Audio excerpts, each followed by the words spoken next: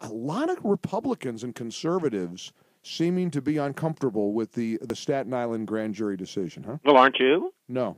No, I'm You're not. not? How could I be? How do I know what evidence they were given? You saw the video. I saw a man who's obese and diabetic with severely asthmatic who died because he was resisting arrest. And I saw something more. Well, let me just put this in context, because I think it's important to put in context. Mm-hmm. We need the police. We love the police. The police are the line of defense against enemies. And, for instance, Bill de Blasio has talked about, he had a news conference on Wednesday, the day it came down, and he starts talking about how, he and his son, who is half African, is half black, right. That they're scared of the police. And, boy, you have to worry about the police. Lots of people are worried about the police.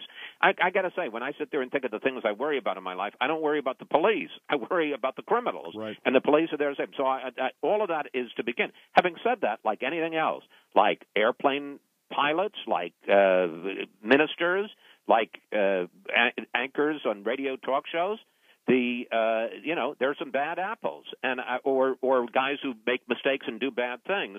I don't see how you can look at that video and not say that it was a very unnecessary escalation of force by that particular officer, and not to say I'm not going to go to the question as to whether he should have been convicted and done jail time, but it seems to me, and you make points, maybe it was the guy's obesity or the health problems he had, but it seems to me that's something a jury should have decided.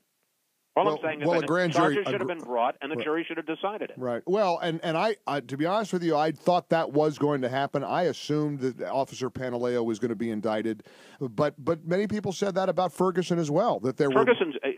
I know the Ferguson story in detail. This is very different. In Ferguson, just real quickly, in Ferguson, this guy Michael Brown, and people who paint him out as such a saint, I have no sympathy for that. He gets into a dust-up with the officer. Okay, big deal. He then goes inside the guy's police car. He puts his head inside the car with his hands. He hits the police officer. When the police officer tries to get his gun out, he grabs for the gun. This isn't a matter of eyewitnesses. His DNA is on the gun. Shots are fired.